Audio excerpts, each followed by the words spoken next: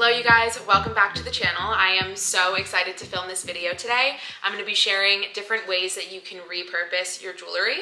I have been meaning to film this video for a really long time now. I talked about it in my last jewelry video.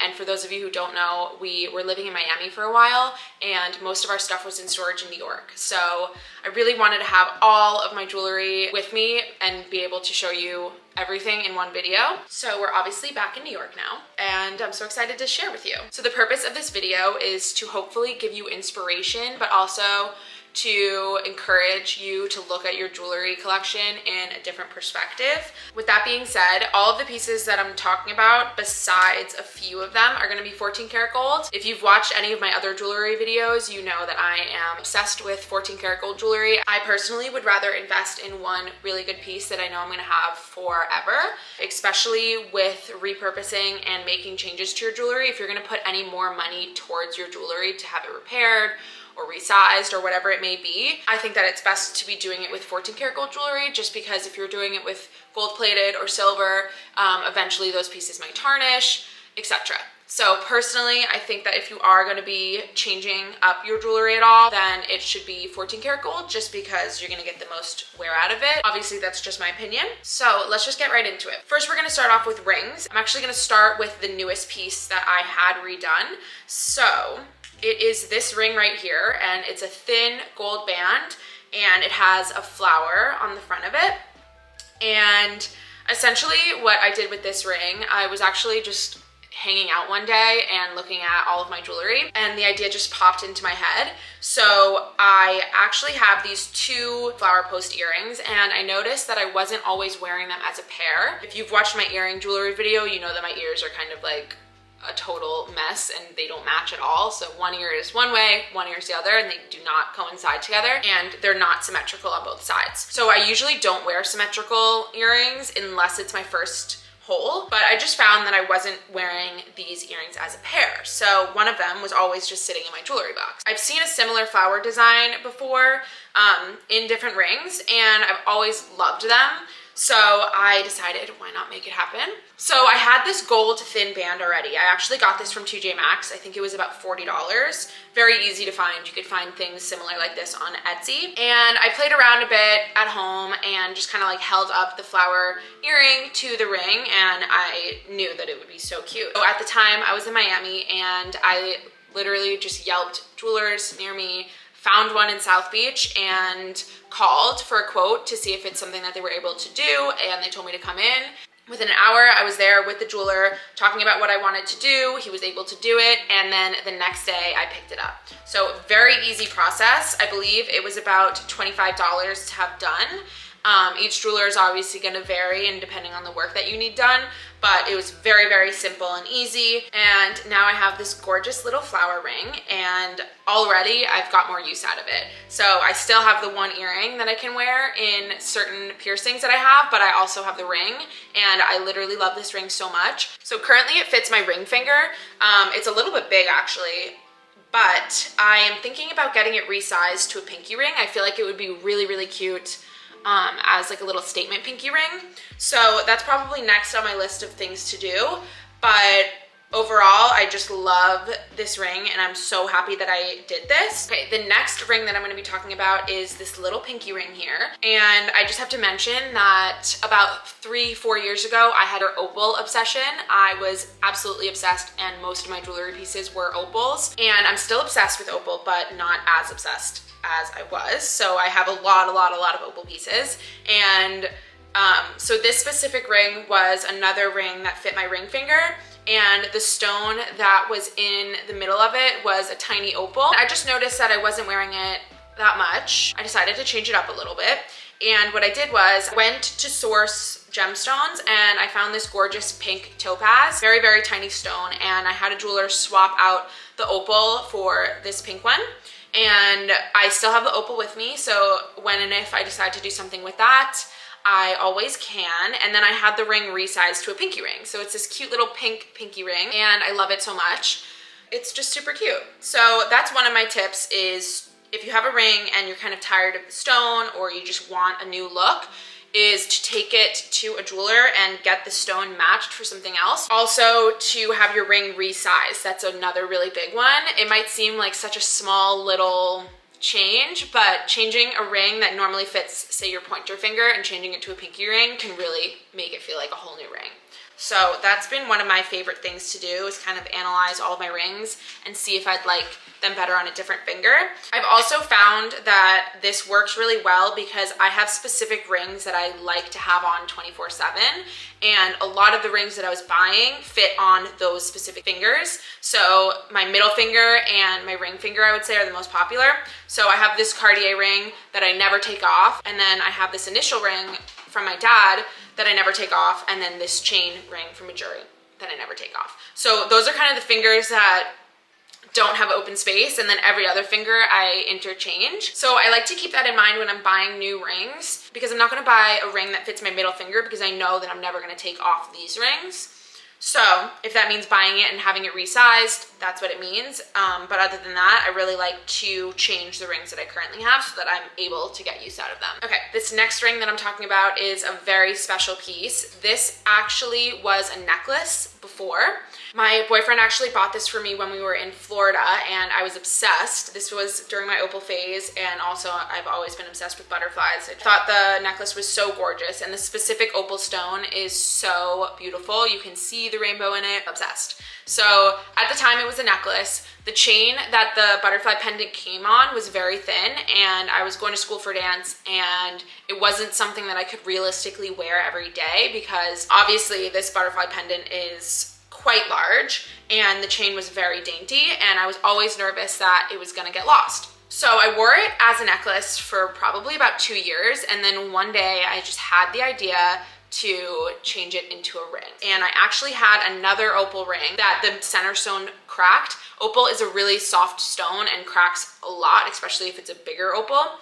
So the ring was just sitting in my jewelry box collecting dust, and I decided to combine both of the pieces to get use out of it. What I did was I brought both of them to a jeweler. I had the jeweler remove the chain from the butterfly pendant and then remove the center opal stone that was originally on the ring, and then he soldered the butterfly charm onto the ring. So I kind of took two pieces, combined them into one.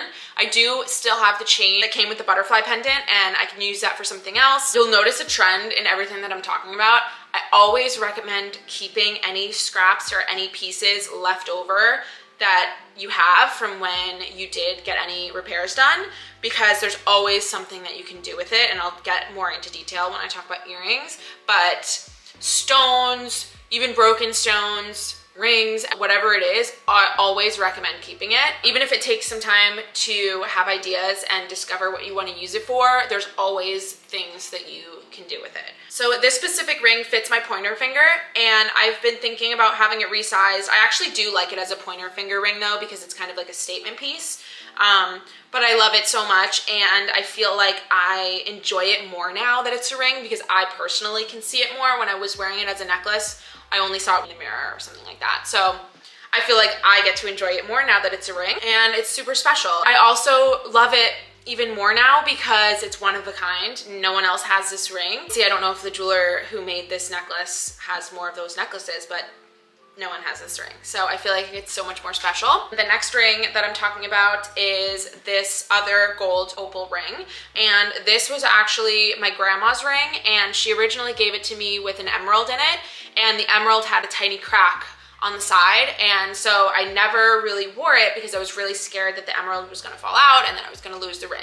So what I did was, similar to the pinky ring, I brought it to a jeweler and I found an opal stone that would fit in the setting, and I just had them set it. And now I have a whole new ring that is so sentimental to me because it's from my grandma, and the opal is obviously one of my favorite stones. So I definitely gravitate towards wearing it, and it's just such a special, gorgeous piece. You know, a lot of times people will get special pieces passed down to them, and it's not exactly something that they would normally wear, and so it'll just sit in your jewelry box. And although it's still special that you still have it, I think it's even more special to get use out of it. So that's what I personally did, whether that means swapping out a stone if it's not something that you normally wear, or getting something resized. The next ring that I'm talking about is this chain ring, and I am obsessed with chain rings. They are one of my favorite type of rings to wear because they're so comfortable. It does not feel like you're wearing anything. So this specific one was actually leftover chain from one of my necklaces that I have, and I just wanted to have it shortened a bit. And obviously you want to make sure that the length that you're shortening it to is the specific length you want. But I always like to keep in mind if I can do something with that chain. So if I have to make the necklace a tiny bit shorter in order to have a little bit more extra chain, I would recommend kind of like doing the math and figuring out exactly what you need, because there's so many things that you can make with the extra chain. So for example, I had the extra chain from this necklace and I brought it to a jeweler and I just had them solder both ends of the chain together, and now I have a ring. So I know that a lot of jewelry stores sell these chain rings. I actually have this one from Moriah, and it's a lot bigger, but this was about like $230, I think. And typical necklaces are about that price anyway. So if you buy a necklace that's 20 inches and then you have it shortened a little bit to like a choker length, then you can get a ring out of it. So essentially you're saving money and you're getting like a 2-in-1 deal. So I would definitely recommend seeing if you want to shorten any of your necklaces, because most of them can be turned into rings. I would say other than like a herringbone necklace, most chains can be turned into rings. So for example, I also have this tiny, tiny snake chain ring, and this was also from extra pieces from a necklace. This is like the tiniest ring, you can barely see it, but it definitely does have like a shine to it. So although it's dainty, you can still see that it's there, and I love it. It's super comfortable. I never take it off. This next ring that I'm talking about is one of the only pieces that is actually not 14 karat gold. This specific piece I bought in Mexico, and it was originally sterling silver. Loved it silver. I thought it was super cute, but as you know, I'm obsessed with gold jewelry and I pretty much only wear gold jewelry. I decided to bring it to a jeweler and have it microplated, and it has kept up very well. Obviously it's a big statement ring, so it's not something that I'm gonna wear every day, and I try to be cautious to take it off when I'm showering or swimming or whatever. I think it was probably 2 years ago that I had it microplated, and it honestly still looks exactly how I bought it. So that's one thing I would recommend investing in if it's not a 14 karat gold piece. Depending on where you bring it, it can be anywhere from like $10 to $20. This next thing that I'm gonna be talking about is actually what inspired me to make this video. So I'm gonna be talking about extra chains and what you can do with them. So besides from what I mentioned earlier, which is making rings, you can get very, very creative with earrings. But for example, I had this necklace that had 3 loops at the back of it so that you can put it on as 3 different lengths and change it up. And normally that's a great feature that necklaces have, but personally I found that I only wore this necklace on the shortest one, and it looked very strange when you had this long chain hanging from the back if you had it on the shortest loop. So I decided that I wanted to cut it off. And originally when I cut it off, I did not have this in mind, and it wasn't until I actually cut it that I realized that I could do something with it. I will say though, if you are doing this to one of your necklaces, be very careful, because it's really easy to cut it in the wrong spot, and then you'll ruin your necklace and your earring. Essentially I cut it, and now what I can do is you can put an earring through the loop and then it just hangs here like this, and you know, depending obviously how high it is on your ear or how low, it just dangles. And these earrings are so popular now. I know a lot of jewelry stores are selling them as like additions to earrings, and it's really fun because you can totally change up the look depending on if you have an earring post, or you can even put like a huggy through it. It looks so good. This one specifically is a really dainty chain, and I've gotten so many compliments on it. You can still see it when it's hanging from your ear. So that's a really fun hack that you can do. I was also thinking about doing it to this necklace right here. I always wear this one on the lowest height, and this one's actually a box chain, and I think it would be really cute to have as an earring as well. But that's probably my next project. And then I actually just found this in my jewelry box. This is an extra piece to a Figaro chain that I had, and these chains are perfect for doing what I mentioned with earrings, because each chain link has a hole that you can put an earring through. So this is what the chain looks like, and you can literally just put an earring post through it and have a little hanging chain on your earrings. Very easy and honestly so cheap. So even if you have a necklace that breaks, I actually believe that I got that chain because one of my necklaces broke and I just like didn't get it repaired for some reason. So if you have extra chains, there's so much you can do with it. I also wanted to mention another good reason why it's important to keep all of your random scraps for when you have things repaired is because there's truly always something that you can do with it. So for example, this first ring that I talked about with the flower, when I picked up the ring, he made sure to include the post that originally came on the back of the flower that he soldered onto the ring. And so now I have this extra earring post, obviously with the back. And when the time comes, if I have the idea, I can make an earring. So if I ever find like a charm or a stone, I can have that soldered onto the earring post and then I have an earring. A very special... Shut up! I swear to God, a very special... because I designed it. Okay, so next I'm going to be talking about bracelets, and I wanted to mention this one first. This is a very special piece to me because I designed it. So originally this was just a rope chain necklace that I had and got use out of, but I had this vision in my head. I actually started making this design of a bracelet in high school. I had a rope chain and I don't know why, I've just always been obsessed with bracelets that have like little dangles on the side of it. So I would just play around with the jewelry that I had in high school. And obviously it wasn't 14 karat gold. I wouldn't recommend just like cutting up random gold necklaces. One day I decided to just do it actually and like really execute what I wanted. So I brought it to a jeweler and I had them size it so that the bracelet itself wraps around my wrist twice. So my wrists are about 6 inches. So this part is about 12 in total, and how I wear it is I just wrap it around twice and then the clasp closes on the side and then 2 pieces of the rope chain just kind of dangle on the end. And so I just had them cut the 2 extra pieces and then solder it onto the back of the clasp. And each piece that dangles is 2 different lengths. And I just think it's so dainty and gorgeous, and I absolutely love this bracelet so much. It's definitely one of my favorites. Also, another really good idea if the sizing works out is to just take your necklace and wrap it around your wrist twice as a bracelet. So depending on what size your wrist is and what size your necklace is, it may or may not work, but super cute idea, and you can wear it and alternate it as a necklace or a bracelet. Okay, the next piece that I'm talking about is this box chain bracelet. I am obsessed with this bracelet so much. So basically the story behind this, my mom was actually in search for a very heavy box chain necklace and she needed it to be really long.